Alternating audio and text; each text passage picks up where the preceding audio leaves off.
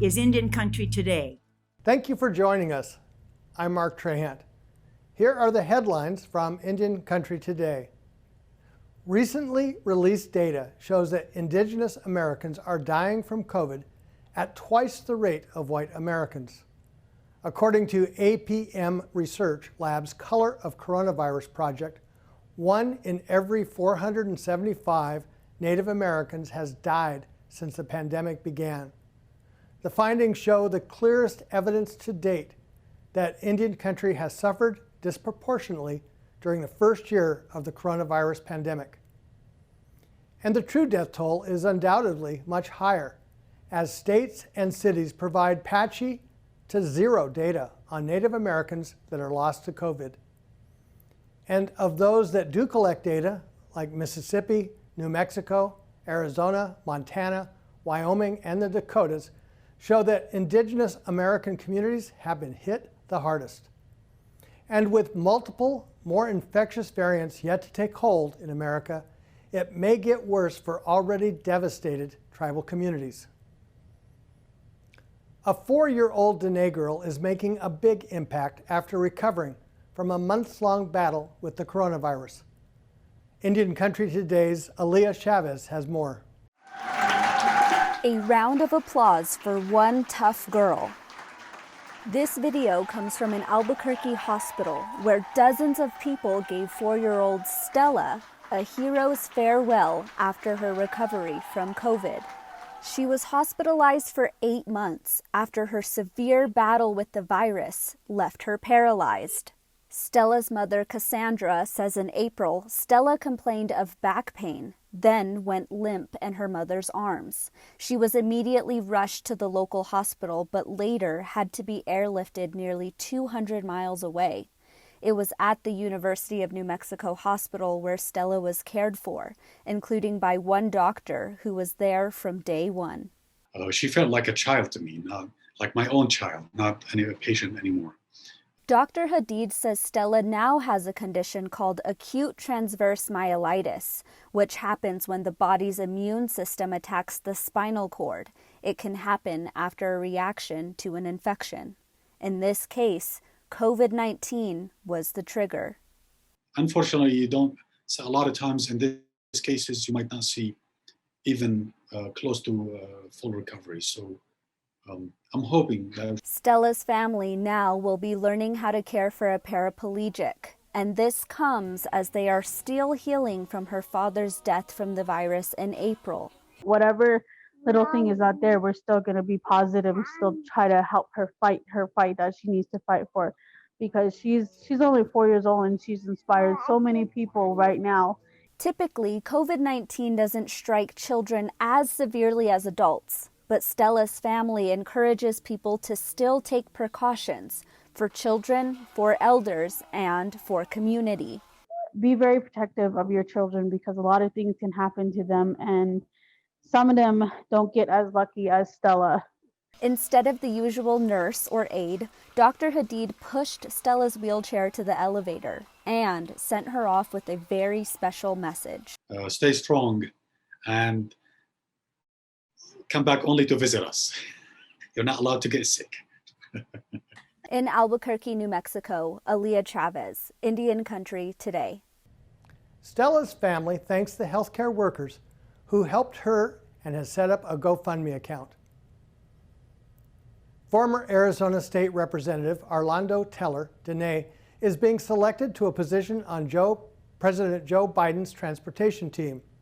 The agency says that Teller is serving as Deputy Assistant Secretary for Tribal Affairs for the U.S. Department of Transportation. Grateful for this opportunity, Arlando says he knows he's not doing this work alone. He'll be listening to Indian Country's concerns for schools, bus routes, bridges, and airports that fly tribal citizens in and out of rural communities. He resigned from his office as a state representative in Arizona just after being elected to a second term in November's election. Teller is currently undergoing orientation and will work remotely until it is safe to relocate to Washington, D.C. And the Department of Interior also announced additional members of agency leadership who will work to address the climate and nature crises. One of those members is Natalie Landreth Chickasaw, a former Native American Rights Fund staff attorney. As Deputy Solicitor for Land, Landreth is helping advance President Biden's vision to build a clean energy future that creates good-paying jobs and powers the nation. Jennifer Van der Heide, Interior Chief of Staff, says there is no shortage of work to be done to protect public lands and waters and to honor nation-to-nation relationships with tribes. The influx of additions like Landreth are as historic as they are important. The Interior has never hired so many Native lawyers in leadership roles. Those are the headlines from Indian Country Today. I'm Mark Trahant. This is Indian Country Today. Indian Country Today turns 40 this year. We changed mainstream narrative to reflect Indigenous identity and history. Activism is in our DNA. Today, we meet several activists whose actions and causes take many different forms. Mixed race Native women reflect on Black History Month. Meet environmental activists and one woman who seeks justice for Jim Thorpe. And we'll get an update on events in our nation's capital. Joining us are two women who celebrate both their Black and Native American heritage. Shania Bullock owns Mosquito Consulting. She is enrolled in the Shinnecock Indian Nation and a descendant of the Montauk tribe in Long Island, New York. Martha Redbone is a Native and African American musician and educator. She is known for her music gumbo of folk, blues, and gospel from her childhood in Harlan County, Kentucky. I asked Martha about her childhood. As a child, my parents divorced when I was 3 years old. So, I was kind of sent to live with my grandparents at a very young age, kind of back and forth between New York and also Appalachia. And when I came back to New York, I was in middle school at 11 years old and walking around with my mom. And I was kind of like the butt of a lot of racial jokes. Everyone was saying, who's the Black kid with the Chinese mom? And I got all of these Asian jokes. And when I would correct them and say, she's Cherokee or she's Indian, back in those days, we used the word Indian, and so they would say, Indians are dead, Indians are extinct. And so, being around New York City, we were kind of always a part of our own urban Native community. We all know who we were, all of our families, we all kind of know each other. We all gather for the winter socials and powwows and, language groups and all of these kinds of things. But outside of that, we never really saw images of ourselves, people who looked like my mom. And so it was a struggle. I got into a lot of fights. I got my butt kicked a lot, And then there was something very profound that my mom told me when I was 11 at that time too. And she said, people would make you try to choose, you can't be both, and you fall in between the cracks. And I remember my mom saying, don't participate in the genocide of your own people. Do not erase us. And she said that when I was in the 6th grade, and that has stayed with me for my whole life. And I was looking at this woman who worked 2 jobs to give me the education that, she really couldn't have herself. We're from a coal mining family. There wasn't much money. And I needed to honor her. I needed to honor my grandparents who raised me, who took me in, when she had tough times. Shania also shared her childhood experience. I am a military, as they say. My dad, who is African American, was born and raised in Philadelphia, and my mother grew up on the Shinnecock Reservation or territory in Long Island, New York, Southampton, Long Island, New York.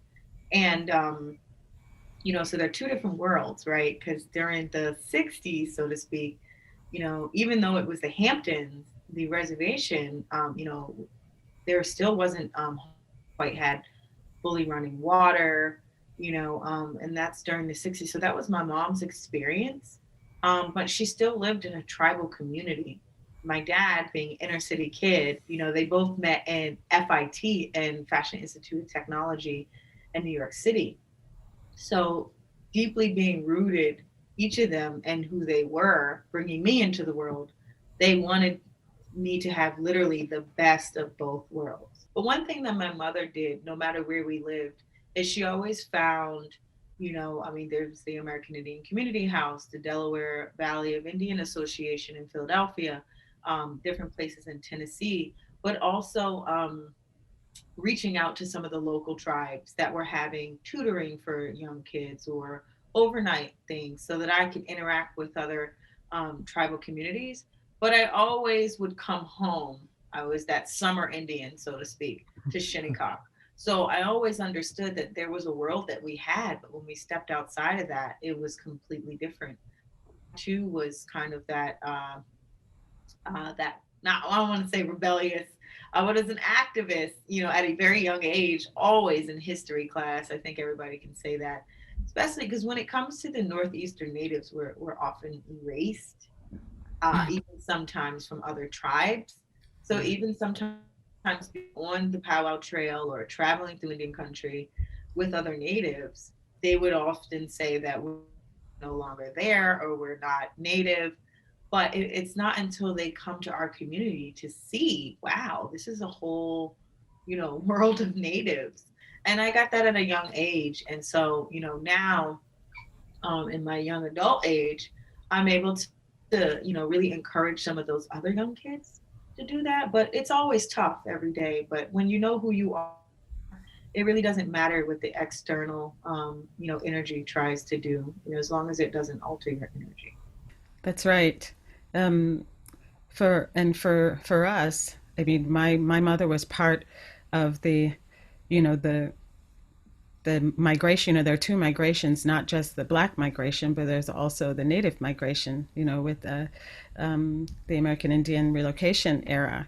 And, that's how my parents found each other and met each other. That's what brought my mom to New York and also my dad to New York after he served in Vietnam. And so, and it's my dad was from North Carolina and he's African American and Lumbee. And so just he's from a small, just he worked in tobacco fields and was like a country boy, a farm boy. And then my mom was from the mountains, and so these two small town people found each other in New York City, and that's where, and that was, not giving away my age, but I talk about 19 coffee cough, but during the civil rights movement and during the American Indian movement, when people were marching for equal rights for natives and blacks, and this is where my parents came together, and I'm a product from that era of two people who really wanted to bring hope to our people. Thank you so much. It was really a pleasure.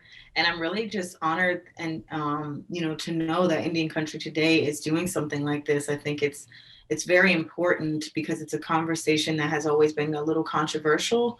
And now more than ever, we need unity, among all humans. And this is a big start, I think. So thank you so much. That was Shania Bullock and Martha Redbone sharing their experiences for Black History Month. Another activist is working to restore the Olympic record of one of the greatest athletes of all time. In 1912, Jim Thorpe, Sack and Fox, and Potawatomi won gold at the Olympics in Stockholm, Sweden. A year later, Thorpe would be stripped of those medals for playing minor league baseball. In 1983, his medals were returned to his family, but the man named Brightpath is still not acknowledged for his Olympic wins.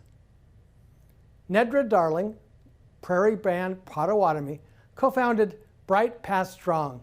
She also serves as an executive producer for the upcoming major motion picture, Bright Path, the story of Jim Thorpe. We started Bright Path Strong to create the movement to restore Jim's standings from the 1912 decathlon and pentathlon And Jim was the first American to win 2 gold medals. He was also, of course, the first Native American. But for our viewers out there, he was also not an American citizen at the time, not to receive that until years later. So he won the pentathlon by tripling the score of his nearest competitor and surpassed the second place winner in the decathlon by, I think it was 688 points. So we thought, that basically we need to finish the job. There was a Jim Thorpe Foundation in the 80s that, did return the medals. And it was at that point I'm learning and looking back through some of their foundation records that they just didn't get the job done. And it wasn't the foundation's fault, it was the International Olympic Committee. And if you go to the records today, he is listed as the co-winner, even with those outstanding scores that he presented there to the world. So we reached out, Bob Wheeler, who wrote the book Jim Thorpe, we call him kind of our Thorpeologist. He is an amazing man and knows a lot about, after his thousands and thousands of interviews about Jim Thorpe over the years. He actually contacted Anita de France, who is the first female, first African-American vice president of the IOC.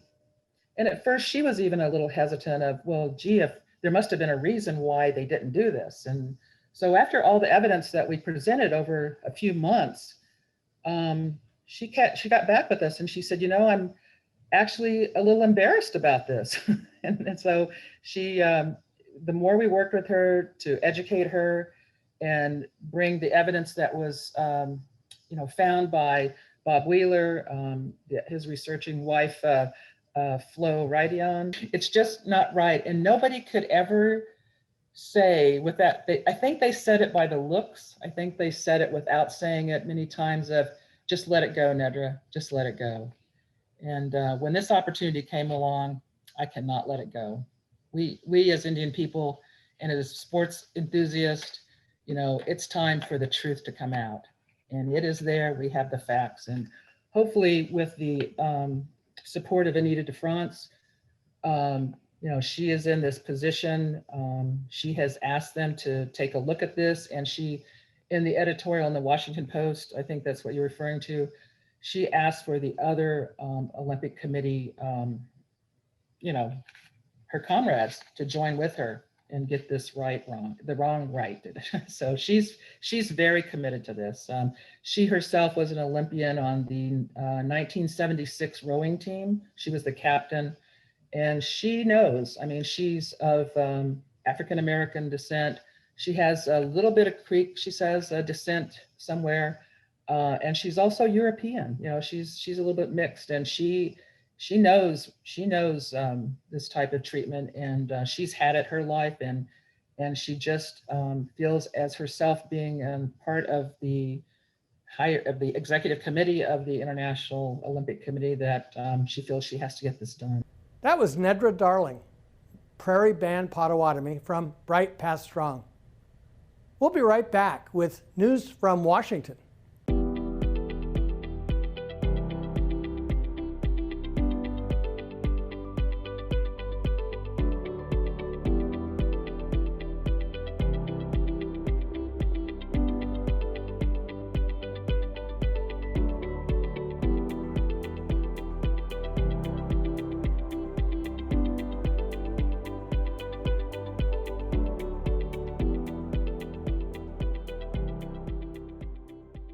Holly Cook-Macaro from Spirit Rock Consulting is Red Lake Band of Ojibwe. She's a regular contributor to ICT and offers insights on the new Biden-Harris administration. It has been a whirlwind of activity in Washington, D.C. This sudden return to normalcy. I think while we've all been left with a little PTSD, this sudden return to normalcy with regular briefings, information being sent out, and several significant appointments for Indian country, executive orders and executive memos that affect Indian country. And we are all watching very closely and supporting the process of Congresswoman Deb Haaland's nomination and her confirmation moving forward in the Senate. Breaking news last night were the committee assignments, the Senate Democratic committee assignments, which we had all been watching. Senator Stabenow from Michigan is moving off the committee. She's been a terrific advocate for Indian country in that role. And the new assignments on the committee are Mark Kelly from Arizona and John Hickenlooper from Colorado. So those two folks, Mark Kelly in particular, I think has done a significant amount of outreach to not only the tribes in Arizona, but also been making an effort to meet with tribes nationally. Critically, there have been some key executive orders and policy decisions coming out of the administration, even before Congresswoman Holland is seated as at the Department of Interior. So while those decisions can't be attributed to her, she will have to answer and defend the administration's policy and positions at the hearing. So I encourage Indian country to be on the lookout as we near that hearing date to, again, I think, amp up our public support. And there have been a number of tribal leaders, tribal organizations that are sending in those letters of support to the committee. And at this point, those are very critical. I did want to touch on, there have been a number of significant appointments in Indian country. The slot at the Domestic Policy Council in the White House has been filled by Elizabeth, or Libby Washburn, who many of us know from her previous work in Indian country, her service as the board chair at the American Indian Graduate Center, and many other positions. So she will be the top policy person for President Biden. And Pauwi Rivera, who many of us know in his several different capacities over the last few years on the campaign trail and in Democratic politics, is now in the Office of Public Engagement as the Director of Native American Affairs. So two terrific appointments there, a number of them at the agencies, at Interior, at Energy, at HHS. We are still waiting for a nominee for the Assistant Secretary for Indian Affairs. I believe they will be giving Secretary-designate Holland a role in that decision as well. Thanks, Holly Cook Macaro. On his first day in office, President Joe Biden signed an executive order revoking the permit for the Keystone XL pipeline, halting its construction in the U.S. That's all welcome news for activists who've worked hard to stop the construction. Judith LeBlanc Cato is one such leader. She is director of the Native Organizers Alliance. Right now, we're in the greatest interruption of our economic, political, and cultural lives ever due to COVID. And people are really thinking about what is permanent, what is sustainable, and green energy is the way. This victory marks that transition that the Biden administration is trying to usher in. We have been thinking about this, Native peoples have been thinking about this since the beginning of time. What is a sustainable, regenerative way to live in balance, in good relationship with the natural world? That's exactly why we won on KXL. We wove prayer and ceremony and traditional knowledge with organizing. That's a key blend right there. With the Biden administration's focus on clean energy, companies like GM are pledging to end reliance on fossil fuel. Well, the headlines is that the bottom line for GM is profits. And the popular demand for regenerative, sustainable energy cuts across all political persuasions. And so they're looking towards the horizon, and they know they have to amp up their production in this area. And I think it's a real signal that industry, if they want to stay profitable, they're going to have to turn in the direction that Natives have advocated since the beginning of time, be in good relationship with the natural world. That was Judith LeBlanc of the Native Organizers Alliance. Activism takes many forms, even classical music. Meet Jared Tate Chickasaw, composer and pianist. His Indian name is Impeach Chaha. He's dedicated to the development of American Indian classical music. His commissions include works for films, symphonies, ballet, and opera, using many different tribal languages. He has an ability to effectively infuse classical music with American Indian nationalism. Let's listen.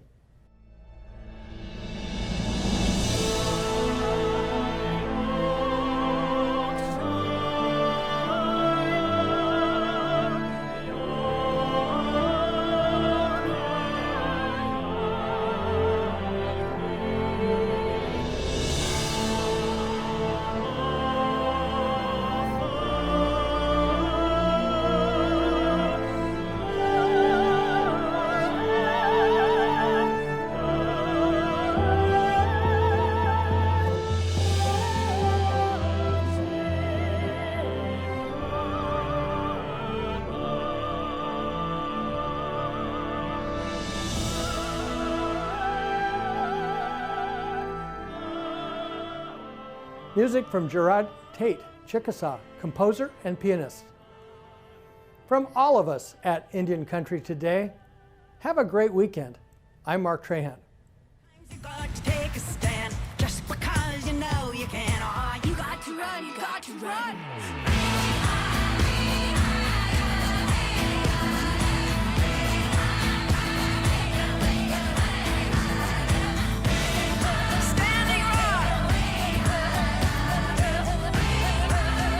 Indian Country Today is recorded at the Phoenix Indian School Visitor Center in Phoenix, Arizona.